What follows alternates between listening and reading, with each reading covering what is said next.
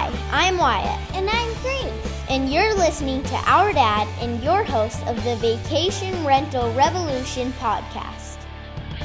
All right, guys, welcome to another episode of the Vodacy Vacation Rental Revolution podcast. I'm your host, Sean Moore, and we are coming to you again with, my favorite types of episodes where I get to interview some amazing short-term rental investors and learn all about their journey, share that journey with you guys. And today we have Freddy Falck joining us. He's part of our Vodacy membership group, and he's now about ready to close on his third property. And so, Freddy, thanks for joining us. Thank you. Thank you for having me, Sean. Yeah, absolutely. And so we're missing Freddy's better half, Amora, on the podcast, but she's a big credit to building this portfolio as well, I'm sure, Freddy, right? Absolutely. Awesome. Well, we'll dive into your story. So when I dive into these types of conversations, I just love to have a conversation about the journey, and I'd love to start off if you wouldn't mind sharing kind of your backstory with our listeners and, what the backstory is, where you're from, what led you to the short-term rental game. And then we'll dive into that journey from there, if you don't mind. Sure. Absolutely. I am from Venezuela originally. I came here to the U.S. probably about 18 years ago already. And I came with my wife, Almora. We arrived in around 2003. Basically, I graduated as an engineer in Venezuela, came over here and started working in a few restaurants, waiting tables and washing dishes while I was learning a little bit more about the language and getting a job that I could really be useful in my engineering field. So we did that for a few months. Then I started working as an engineer. I have a materials engineering degree. So I've been working for different companies in Houston, building engineering teams. I'm right now leading an engineering team for a company in Pennsylvania. So always around engineering.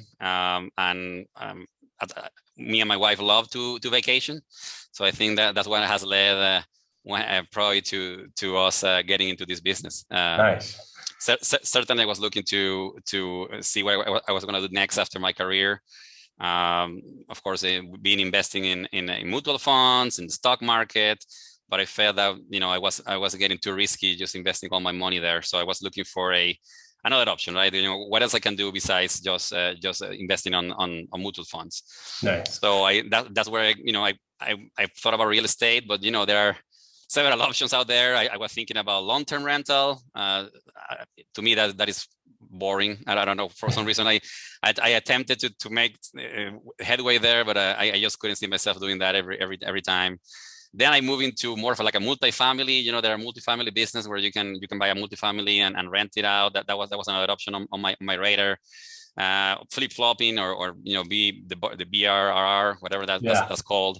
That was also came to my radar. But then when I was doing all that research, then I saw your ad in Facebook, to be honest with you, and I saw this concept of a lifestyle asset and being a vacation asset, and I think that combines the passion that I have for vacationing and traveling to a business.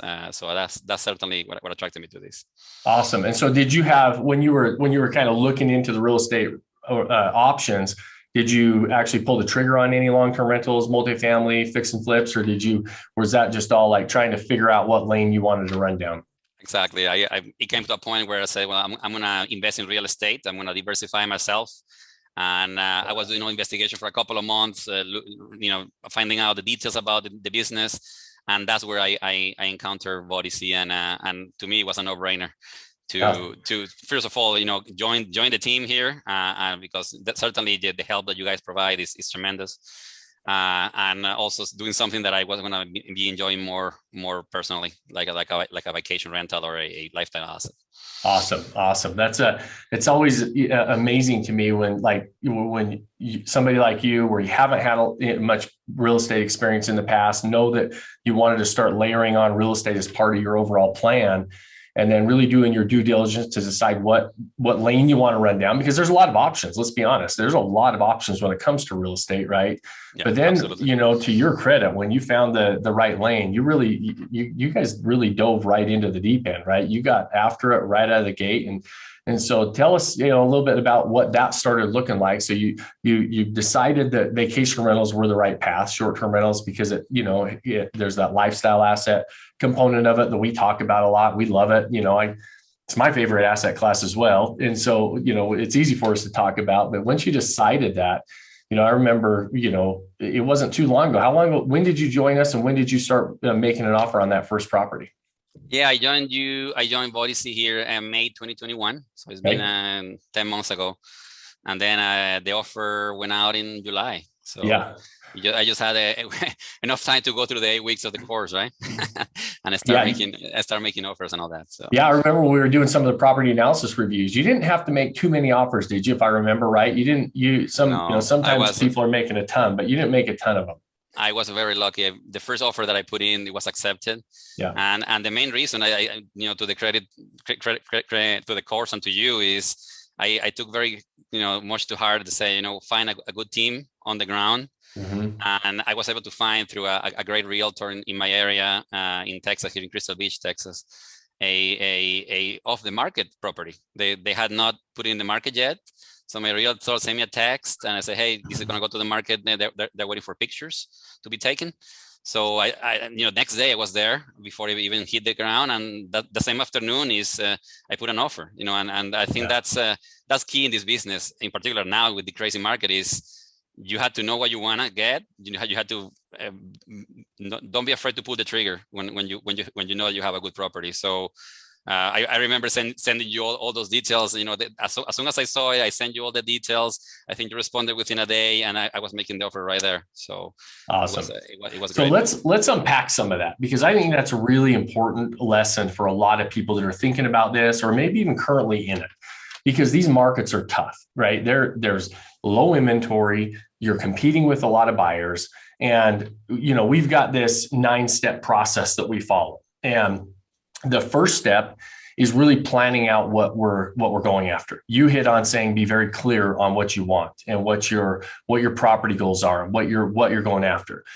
You identified your market, right? So the second step is understanding what you're getting into. The third step is starting to build that partner, the third step is locating the property, right? The location that you want to go into. So you mentioned it's Crystal Beach, which is near Galveston in Texas, right? And so the Gulf Coast of Texas. And so you've identified that market. Then you build that dream team, right? You build those really critical partners, where that's a lot of steps before we start looking at properties. Right. And a lot of people want to immediately dive into looking at properties, and they seem to spin their wheels a little bit. And I see this all the time. And they're looking on Zillow and they're doing all this stuff, which I'm sure you looked on Zillow while you were in this process, right? It's not that you weren't looking on Zillow, but you didn't skip all those other parts of the process. You hit on, when you just told us leading up to that, you hit on every one of those parts. You were very clear on where, what your property goals were. You decided the market you're going into, you understand what you're getting into, and then all of a sudden you build this great team. Well, guess what? You didn't make 8 or 9 or 10 offers like a lot of people do. And I'm not saying this solves the problem all the time, but what you did as well is you really did a good job being probably really clear with your realtor and with your team members, so that was it a he or she? A realtor, yeah, was she. So when she got when she saw a property come up, she knows exactly who to call, right? You weren't her only buyer, I'm sure, in the area, Freddie, right? Sure, absolutely. And so, but she knew that you had your ducks in a row. She knew you were serious. You obviously portrayed that to her. And all of a sudden you see an off-market property that you don't have to compete with everybody on, because you laid the foundation and the groundwork before you started making offers. That's a really critical point and a great lesson that I'm glad you shared, because that's a big deal. And a lot of people think that those little steps are not a big deal, but they really are, right? And you saw that firsthand. Yeah, and to be honest with you, I've right after, at the same time, or right after I made that offer, I delved into the next property, and I attempted to go in a different market, and over here in the Guadalupe River. And, I made a mistake at the beginning, and I didn't select the right realtor, even though I had selected a good one in Crystal Beach. Over here, it wasn't a great fit. He was not from the area. He was from San Antonio. So it was not the right fit as a partner, and as a result, several offers didn't get accepted, and I couldn't get in that market. So now I'm trying to go back from maybe for the next property, but I had to credit that I had a great team in Crystal Beach, and that's the reason why I was able to really very quickly get a property there. Yeah, I'll tell you what, when you dive into this business or really any other business, those team members are critical. And when you're buying properties, a realtor is a great team member. Your management company partners are great team members. Your tax partners are great team members, right? Our asset protection, there's a lot of team members along the way. And the right ones, and when you fill those, the people, the right people on the seats of that bus, it makes our lives a lot easier. And so that's, I can't stress that point enough of having good partners. And you saw that firsthand. So we make that offer. You're not having to compete with a whole bunch of people, luckily, exactly. Which is rare. It's in Crystal Beach. So take us through that process. I know, so we got that. I know for us, the next step is that kind of that setup phase, right? And that's a hard phase. A lot of people think, okay, finally got the property. Life's easy now. That's not the case. I'm guessing, right? I saw your property set up, and they don't set themselves up just like that overnight. Sure. And before we go into the setup, I have to say something here. Yeah. In that offer that I entered the first time, and then the subsequent offers, I went through a document that Jeff Chisholm had shared about how to make that offer. What to include and not to include on the offer. Yeah. So I follow. I think there were like 10 different things that we could do, and I did all 10. For example, I offer over ask price. I wrote a personal letter with a picture of my family to the buyer, saying, hey, I'd love to buy your property. I'd love to make it a great place to be. I offered them to pay for title insurance. So I did a lot of things to sweeten the pot, and those were all recommendations from Jeff's PowerPoint, and I was able to get it the first time. So there were a couple of potential other buyers, but I guess the sellers just saw my offer, and I said, this is a great offer. Let's say yes right away, as opposed to wait for maybe when it goes to market or goes to the listing and then get more offers. They saw a good offer, they liked it, and they accepted. So. Nice. That's a great point. A lot of people think that the only way you get offers accepted is you have to be the highest price. That's not always the case. There's a lot of other things that sellers consider, and kind of piggybacking on what you were talking about with Jeff had, and adding some of our own flavor to it. Like I actually did if people are listening and curious about what some of those things are, there's a podcast episode. I don't remember which one it is. If you're listening, if you go to our YouTube channel, it's also on there. Actually, probably a little better to watch it on YouTube, because I actually have a Google Doc that I go through and share how to get our offers accepted in these white hot markets. And a lot of those different things, like the love letter, what should be in the love letter? It should always be about the property and how much you love the property, and like really putting sellers want to sell to somebody that's going to love the property as much as they did. Right. And so how to structure that, what works, what doesn't, all those things of what contingencies you can remove without putting yourself at much risk. Right. And so all these different things to talk about. So that's a great point as well, because when you make those offers, it's not, you don't always have to be the highest price. I see it all the time. We see all the time that the highest priced offer doesn't win. Exactly. Yeah. I agree. Awesome. Yeah. Awesome. So let's, so as we kind of progress through this, so what you got the offer accepted. Actually, before we go into the setup too, let's talk about financing. Financing is a big piece of the puzzle. What type of financing did you get? Was it, traditional financing? We've talked about asset-based loans. And I believe you went the asset-based route. Correct. Yes, I went the asset-based route with VC lending. Yep. So basically, they had options and 80% LTV and 20% down.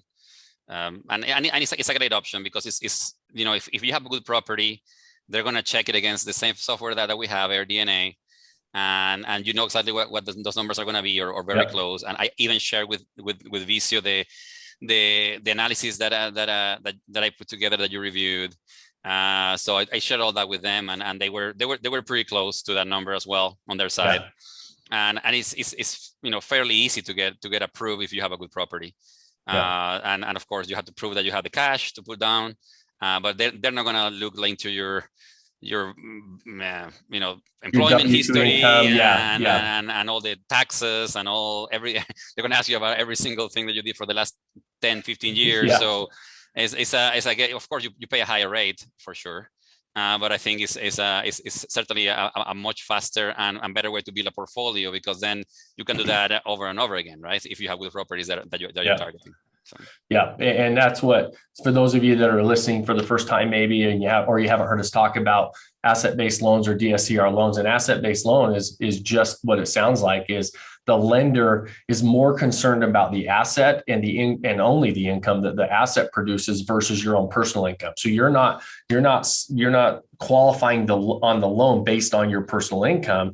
The asset itself is qualifying, so you don't have to worry about your debt to income ratios, all that stuff. You do have to have good credit, and you are going to put a little bit more down, 20 to 25% down in most cases. Freddie's case, he put 20% down, and you're going to pay a little higher interest rate. You're probably going to pay a point and a half higher than what you would get on like a second home loan. And so they do have some different things that you have to consider going down that road. But it is, to your point, it's a great way to build a portfolio if you've got the capital to put that money down and not have that bottleneck when all of a sudden your debt to income gets so tight that you can't get your next property. And exactly. So it's a great loan to use. And so yes, and you went through Visio, which there's a number of them out there. We talked about Visio, and so you want to look into those options if you are in that situation where you might have really good credit, but your debt to income might be high, whatever it is, and you can use that asset to qualify, on its own based on a debt service coverage ratio, which is what DSCR stands for. And they want to see that the property can pay for itself, and make you some money. They don't want you to be in a negative cash flow situation. If it is, like Freddie said, if those boxes are checked off, it's really easy to get those loans. It is, and it's fairly straightforward. So certainly it's a great option for somebody that is looking to build a portfolio. Yeah, they don't need your, like you said, 10 years of history and taxes and your, sign off your next born child and everything else. It's sometimes as we go through the traditional financing route. So sometimes, or if you're a business owner, sometimes it's a pain because a lot of business owners make more than that, because they're able to write off so much against their income that all of a sudden they don't look like they make much money, but they actually do, and can they have the capital to go buy these properties, but they're not going to qualify in the traditional sense. So that's a great point as well. So we've got the offer accepted, put an asset-based loan in place. And then let's go to that next step, that setup. How was the property when you bought it? Did you buy it turnkey? Was it furnished? Did you have to come in and do that? What was the situation for that setup phase for you? No, that property was not a short-term rental when I bought it. But I used to be a short-term rental in the past. The sellers bought the property and they used it for themselves. They didn't use it as a short-term rental. But then the good part of that is that a lot of the furniture was already in there. Bunk beds, mattresses, and all that. It was a 6-bedroom property, and it was all furnished. So okay. I bought it with the furnishings inside. So that was a plus. Were you able to use all the furnishings? Sometimes people buy properties furnished that aren't. It's run down. You're going to get rid of them anyway. So was it in good shape? Were you able to? Yeah, they were in good shape. I did make some changes because, to your point, and to the point in your course is, how do we create that experience? Certainly the furnishings were there, but there was nothing special. It looked more like a house that you sell for in real estate page. There was nothing special about it. So what we did is, by talking to my wife and brainstorming, we say what kind of thing we can do here. We thought about, well, maybe we make it a Star Wars theme or some kind of a special stuff. I've taken ideas from the team, from the people in this team, and from things that we've seen. I said, this is an oceanfront property. Let's go with an ocean theme. So what we did basically is we for each room is a different ocean creature. We have like one room that is called the turtle, and everything inside that the bedroom is a turtle. Yeah. et cetera, et cetera. So anything you can choose for your property, and really that changed the face. Even though we just changed the decoration, let's say, and just some linens, it really changed the face of the house. It had a much cohesive theme, and by the time we were able to put it in the market, I feel it stands out compared to many other properties in the area, and I think that's what has made it very successful so far. Yeah, but it's a lot of work though. It is a lot of work. Yeah, getting it ready and set up and getting it, to your point, like there's a lot you can do so much to a property to just give it some personality and really tell a story. And you went with the ocean story, right? Makes sense. Your beachfront, and it's an ocean property, and so I've seen the property, and we'll post for those of you listening or watching either on YouTube or listening on the podcast. We're going to post a link to the Freddy's property that we're talking about right here, so you can go look at it. But you guys did an amazing job. It looks like it's a beautiful home. It's set up very congruent, cohesive design theme throughout. It very much tells that ocean story. Very much feel like I'm going to a beach house, which so it fits the area, it tells the story. And I think you guys did a great job. And just by doing that soft goods upgrade, with some artwork and accessories and things like that to give it that personality, tell the story, you tie everything together versus just having a property that's furnished. Exactly. And things that we did bring to the property was a lot of the amenities. We bought a football table for the deck. We bought a ping pong table for outside. We brought in a hot tub. We brought in board games. We brought in Scrabble board games for the walls. So anything that has to do with games and entertainment and amenities that on top of just a regular house is always a plus for the property. And that's key for any property. Yeah. And it's key and based on your target audience, right? So your target audience, I'm guessing with the games and, all the activities are probably families coming to the beach to hang out together, and you give them some nice activities and fun things they can do, right? Correct. Exactly. Yeah. It's certainly a big property, 6 bedrooms. So it's sleep 20. So I expect families there. Right? So certainly we have to be family friendly and keep people entertained, keep people entertained, 20 people at the same time entertained. You got to have multiple things to do, right? Exactly. Yeah. So you got it set up. How long did that take? I know you didn't have to wait on furniture and furnish it, but how long did that setup phase take you guys? It took about 2 months. Okay, which is about what we expect. Even, that 1 to 2 months is exactly the period that is pretty normal. People think that that's going to be a faster process a lot of times than it actually is. That setup phase is usually going to take you a little bit of time because you not only have to get the property set up, you have to get furnished, set up, get it ready to go. Then you got to order new pictures, and then you've got to get the listings going, right? Did you decide to manage it yourself, or do you have full service management on it? Yeah, we have a full service property manager. Certainly is a big. I mean, to your point that you've made in the course, I want to have something that we can have a legacy with, and something that was really we're not investing all the time into managing the property. That way we can have a scalable business that way. Yeah, absolutely.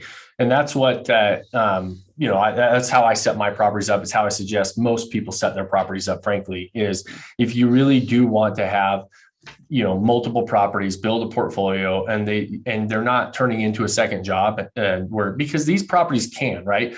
I actually get a lot of comments online saying, hey, you're saying that this is passive, and I operate some of these, and it's not a passive deal. And both of us are right. It depends on how you set up the management, right? It's definitely not passive on the front end in the acquisition phase. It's definitely not passive during that setup phase. Exactly. But after it's set up, it can become very passive. So let's talk a little. So you got your full service management, you got it set up. What does the launch look like? I hired a company to do the pictures, drone videos, etc. So we launched it on October, I think it was October 1st, October 2nd. Okay. And the first booking came within about a day or two for that same week for the October 7th. Nice. So it was a very quick. I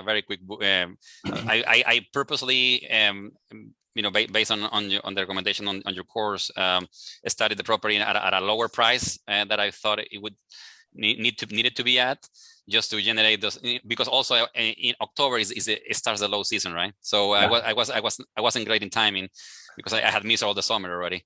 So I said, let me go a little lower in price, maybe 75% of what I thought that this property could bring. Yeah. And then, but it booked very quickly after that. I was very fortunate.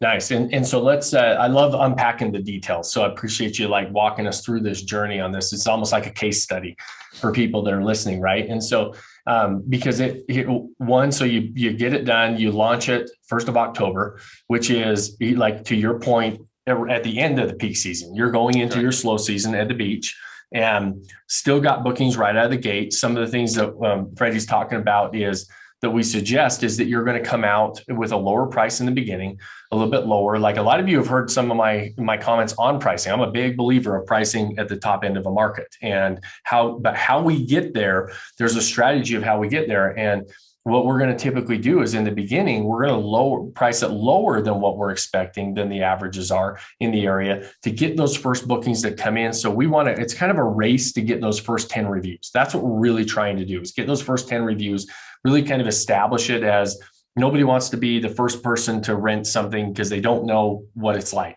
so they want to read what other people have had, what the experience has been, especially if you're charging more than everybody else. And so our goal is to try to get to those first 10 reviews and then build upon that. But a lot of people think that, man, I really want to time it and I want to launch my property at the peak season, or going into the peak season. And I actually think when I look at the revenue generated for properties, their first 12 months in business. So their first 12 months in business, the properties that launch in the slow season, actually their overall revenue is higher, because if you launch during the peak season, you're coming in below everybody, that you're leaving a lot of money on the table there. When you come in below everybody in the shoulder season, you're not leaving as much of a gap. You're not losing as much money right there. And so I actually really like launching in the slow season and ramping things up from there. And so I actually think that that's a good time to launch when you look at your overall first 12 months in business. And so that was October. So you got some bookings coming in immediately. Kind of take us through like October till now, what that has looked like. It's been great. I mean, we've been able to get those first 5-star reviews coming in. After our first couple of stays, you're always nervous, because the first time somebody's going to stay in the property, what are they going to say? Is the property manager going to be calling me maybe because something is amiss, or I don't know. I mean, it's their job to make sure that the guests are happy, right? But you never know. You're always very stressed out about that. So the first couple went through, and the first star review start coming in, and it's like a snowball, right? It starts coming in, and people see that, and the booking rates kept going up and up and up and up. And after I got to my 4th or 5th 5-star review in Airbnb, and I certainly change the cost, raise the price, raise the price, right? So that also has helped me now in the higher season this year, because now the people are staying at the high peak season at the higher rate compared to what I had it before. Yeah. And some people have said that they had a family that was there in November for Thanksgiving, and I had it at a certain price, and now they want to book again. I said, well, man, but you raised the price too much. What can I do now? I mean, of course, I gave you some discount because they're already one of our first customers. But it's certainly a snowball that you just start slow, starts a little bit lower, and then going up and up until you get a point where you find that trade between not getting booked too much in advance. I think you've talked about that, Sean, in the past. Yeah. In past podcasts, not getting too much to book in advance, but also not leaving any money on the table, or being too high that you're going to lower your occupancy. Yeah. Awesome. Yeah. Then that's a good point. And like we were talking about, like you've had so much success, it started to snowball almost before you could start raising those prices again. Like you're in that next stage. I think we mentioned that, we're recording this at the beginning of March, and going into your peak season. Well, you've got a lot of your summer already booked now, right? Correct. Yeah. I would say the month of May, June, and July are probably 90%. Yeah. booked. And which tell me that maybe I need to reconsider my rates as well. Yeah, definitely. That's definitely what that would tell you, right? You actually probably did leave a little money on the table during that time, but now's the time to raise the rates again, because that's the game you're going to play until you start to not book out much past the average lead time in the area. So you always want to look at that. But I know that, to your point though, large properties, they will have a larger lead time. So you really have to look at that and say, what does that lead time look like? Not all lead times average lead times in an area are 30 days. So you can't say, well, I don't want to book more than a month out.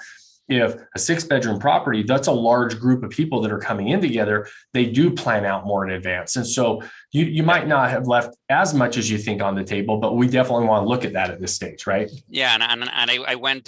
I am subscribed to AirDNA. So I went to that feature where you can see, how many days in advance typically getting booked. And at the first time, I'm probably for your listeners here that are using the system, the first time I made a mistake to just look at the whole market. At the whole market. Yeah. And the average was about, I think it was, depending on the month, it changes, right? But let's say it was for the summertime, it was about 76 days average. Yeah. So I say, well, 2 months, 2.5 months. But when you filter down to a big property of 6 bedrooms, etc., that number from 76 went up to 120 days. So right. Is way different because of there are less properties that are that big, and also there are families typically planning in advance, right? They're not just gonna say, oh, let's go 20 people this weekend, next weekend that is coming up. Typically those kind of trips are planned a month in advance. So. Yeah, which on a large property, those are like I said, those are the things we have to look at. So I say you're not that much different than the average lead time in the area right now in March, booking out May and June, July. But I still think I would test a little bit higher price but you're still in that you're still trying to figure that out, right? You haven't even had the property for a year. It's only been live for 5 months now.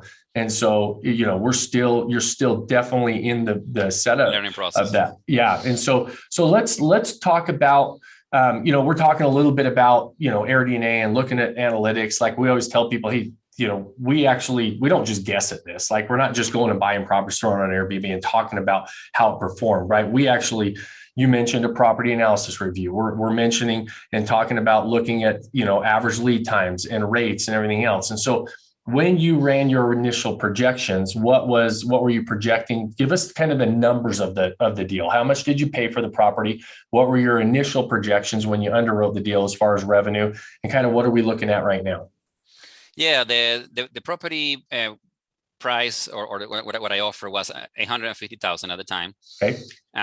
With a projected revenue of $140,000 a year. Of course, based on your recommendation, typically the 140 maybe is a good second year type of rate, because the first year maybe you may be a little bit lower. So I thought, maybe I'm going to be more in the 110, 120 the first year.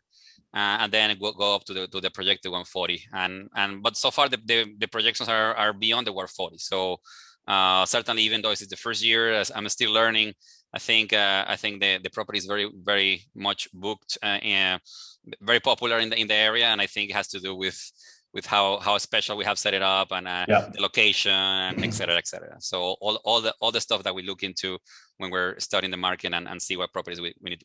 So you're anticipating even more than the 140 the way after it's launched, and now that you're seeing the future bookings and adding those up, you're even beyond that for the first year, probably. Correct. Yes. Awesome. That's awesome. Congrats. It's so, one of the things that if I could get at people to understand and realize is how important one, you have to know the numbers. Two, in order to hit certain numbers, we have to do certain things. When you're running those property analysis that we talk about and underwriting these deals, there's always a range, right? We're looking at a range like, okay, it's going to be, let's say, between 110 and 140. And then the top end, maybe after I get it really established, maybe I'm hitting 160 or 170. I'm just throwing that number out there. But based on your numbers you looked at, maybe in that 110 to 140 range.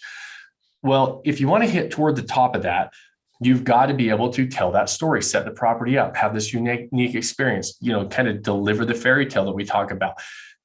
We also talk about on the back end, we talk about marketing these properties.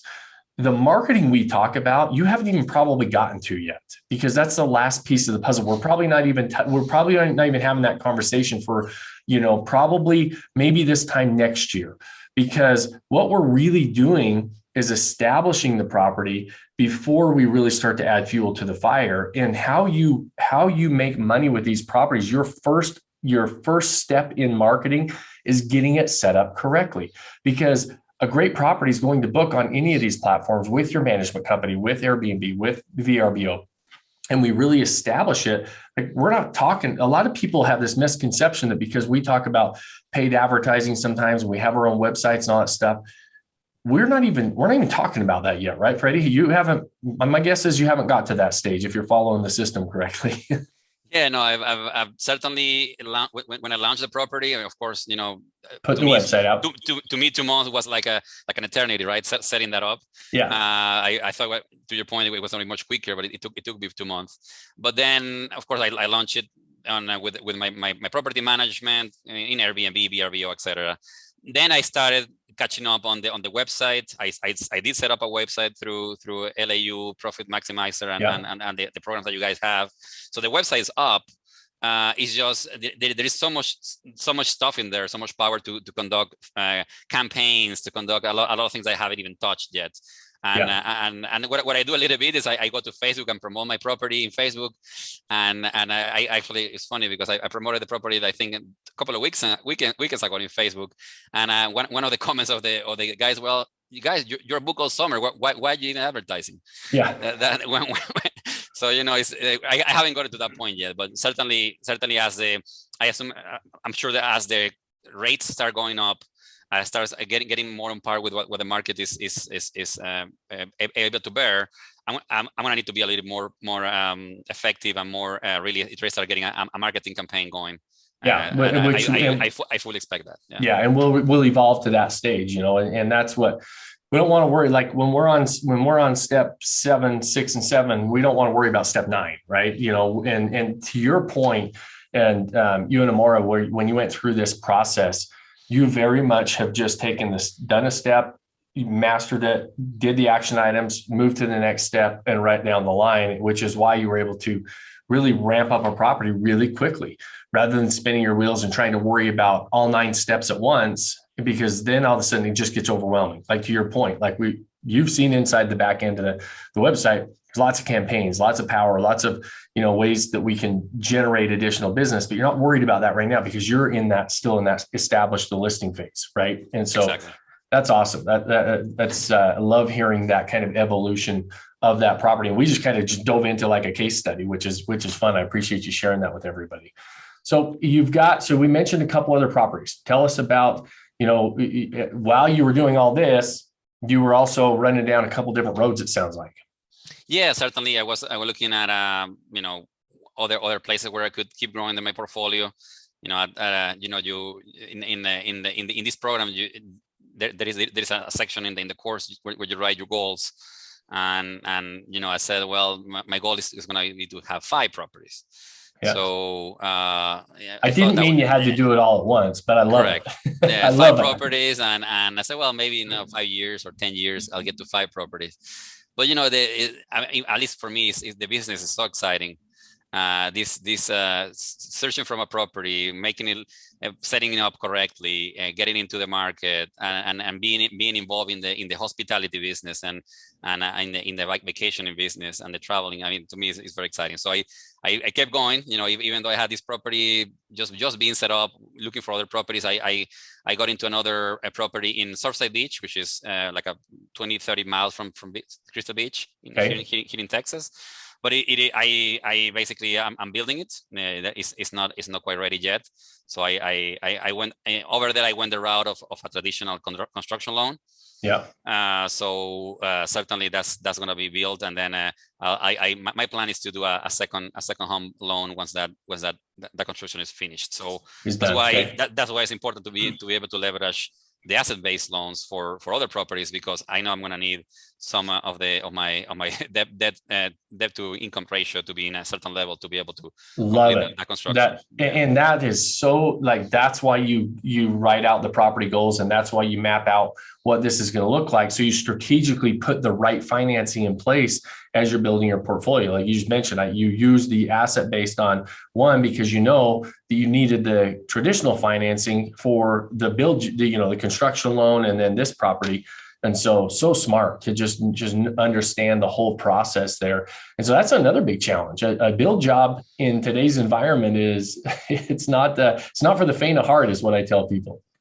Absolutely. Yeah. I mean, certainly from the permitting to even getting lumber for the house has been a challenge. So hopefully we can do another podcast when I have that unit running, and I'll tell you all about it. I'm in the whole middle of that. So yeah, no, we'll definitely hear about that one. And then you also alluded to a third property that you put an offer on, or you're closing in a couple days here. Yeah, I'm closing next week on the property. Okay. That offer was accepted.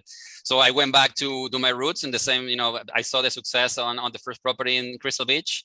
So I said, this is working, and when things are working, you need to keep investing, right? If something works, you need to keep at it and use the same strategy. Nice. So the same deal. In this case, I didn't, the same realtor, the same team. It is a larger property, even a bigger property that sleep about 30 people. Oh wow! It's also oceanfront, beachfront. And the ask price was 1.3 million. It was like the first day in the market. My realtor sent me again a text, say, hey, this just came into market, and the same deal. Getting it. I didn't even have a chance to take a look at it. I certainly just took a look at the pictures, made an offer. We got it accepted. But using the same playbook, a love letter, making sure that there was something attractive for the seller, offering just slightly above asking, not too much, but certainly, putting a lot of, good stuff in there for the seller to accept your offer. So. Is this one set up as a short-term rental? Is this a current rental, or are you going to be? How much setup do you have on this one? Are you going to be able to get it ready for the peak season this year? Yeah, that's my plan, right? So my plan is close next week and start getting it ready.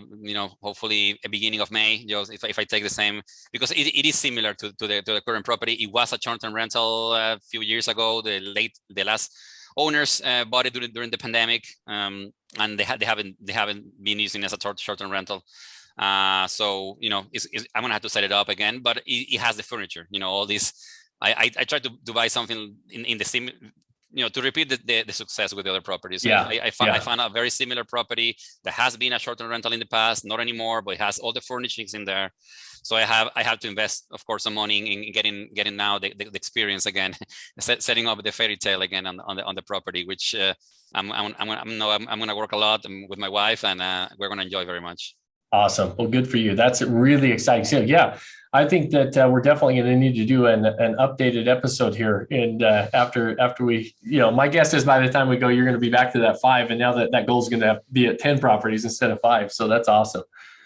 Yeah, I hope that's the goal. And I think, I certainly want to thank you and all the great material that you have in there. And the Facebook team is unbelievable. I get a lot of good tips and conversations going on Facebook. The Tuesday calls are great too whenever I can attend, and at the podcast. So I listen to all of that, trying to learn every day something new. Awesome. Well, we're so happy, and I couldn't be more proud of you and excited to be part of this journey with you. So, and really thank you for sharing letting us dive into a lot of those details and sharing the story. I know the people listening to this are not all Vodyssey members, right? So they're not exposed to what we are inside of our membership group. And so it's always fun to share, real investors making it happen, that having the success and really sharing the good, the bad, the ugly, right? Because sometimes we just think it's all rainbows and unicorns, and that's not the case. It is tough. You do have to have a plan and a process that you're going to follow, and you're going to have some challenges and roadblocks along the way. But when you have when you know that you've got a plan that you're following, you can get through those. And so it's always fun to hear those stories. And so, Freddie, I know we're kind of running out of time. I know how valuable your time is, but I always like to end with kind of one piece of advice that you can give our listeners. And I always just ask, if you go back to your younger self and give you yourself one piece of advice after going through this process and going through this process, what would that advice be?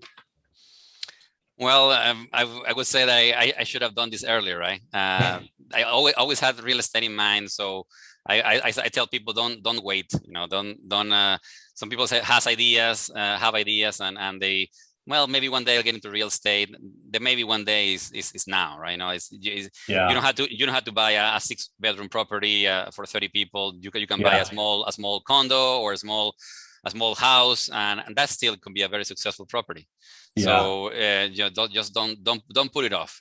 Just take the leap and going with all you can. And while you're doing it, I also learned that having a good team is very, very important, even though you stress it very many times. Yeah. And I thought I understood it, and I certainly did to some degree, but I found places where I wanted to get in a different market, like I said before, and I didn't have the best team, and I wasn't successful. So I encourage everybody to really find that realtor that is really local and know about the short-term rental business, because there are many types of realtors, right? You have realtors that are, and they're not all created equal. Yeah, exactly. So they don't know and they don't have the connection. So you really have to find those realtors that are very, very well connected in the area where they are.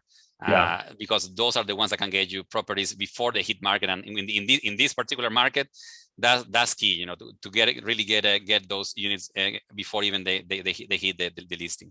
Yeah, awesome. That was great advice, and like I do stress team over and over and over again, and it's definitely worth stressing and continuing to stress.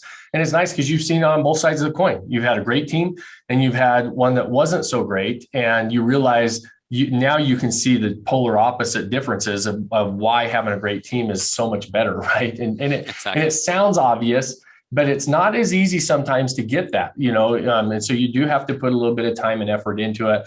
And then the timing one is just, I say that all the time, and it's one of the biggest questions I get. I always say, if you're investing in long-term assets, whether it's stocks, whether it's real estate, whatever it is, the best time to buy it was yesterday. The next best time is today.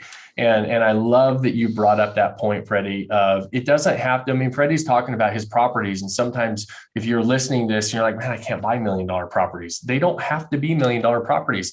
I just put an offer yesterday on a property for $225 that has a really good return on it. And so it's a 1-bed, 1-bath little condo, but it has a really nice return. And so you don't have to buy these, it works across the board. And I'm so glad you brought that up, because I've had a lot of people say like, well, I hear these stories, but I can't afford $1 million property. And so I'm so glad you brought that up. And the timing is, people always say, well, should I wait till the pandemic's over? Should I wait till rates go back down? Or, and I always tell people there's always something. There is always a reason to wait. And so if you're committed and you want to do something long-term, the best time to do it is today, regardless of what's going on, because you can find things, whether it's a pandemic, whether it's a war, whether the market's at an all-time high, whether the market's at an all-time low, whether rates are high, whether rates are low, it doesn't really matter. There's always going to be something. Yet when you're investing for the long term, you're always better off getting started today versus tomorrow. And so, and most of us are qualified to invest for the long term. So few people are qualified to invest short term. If you're going to be a day trader and you're going to be doing short term stuff, you better really understand the market you're diving into. And like I always tell people, there's so few people qualified to do that. You shouldn't even be thinking about what's going on in the outside world. You should be thinking about, do your due diligence like Freddy Almoraima did, and say, what asset do we want to go into? What road do we want to run down? That's definitely the time the due diligence time you should be spending, but it shouldn't be, what does the market look like? Because the market is largely irrelevant. If you're going to do something, there's going to be opportunities in good markets, bad markets, pandemic time, wartime, it doesn't matter. Those are all unfortunate events that we have to deal with. but we're not going to, there's going to be opportunities in every one of those markets. So great point as well. Freddy, I really, really appreciate your time. I love having these conversations, and thank you so much for sharing that journey with our listeners so that they can, it's just so fun to always hear what somebody else is doing, especially if we're thinking about diving in. So thank you so much for sharing that with us today and sharing your time with us today. It has been a pleasure, and I look forward to many great things in the future. So I appreciate it. Absolutely. Can't wait for episode number 2. We're going to talk about the empire you're building, right? And so you guys go have a great day. I always leave you with one thing at the end of this, and that is, well, 2 things. One, share it with somebody you know. If you think that somebody else will get value out of this, share it, like it, give us a review on either the podcast that you're listening to this on or on our YouTube channel. Those reviews, those shares do make a difference for us. And we just love sharing our message if you think somebody will get some value out of that. And then second is, I always leave you with that challenge of go do one thing. Pick one thing you can do today to go start building that life that you don't want to take a vacation from. Cheers, my friends. Thanks for joining us on this episode of the Vacation Rental Revolution podcast. Share this with other people you think need to hear about it. And don't forget to subscribe and leave us a review. Hey Grace, is there a website? Yes! For more amazing content and expert advice, visit Vodacy.com. Thanks for listening, and we'll see you on the next episode.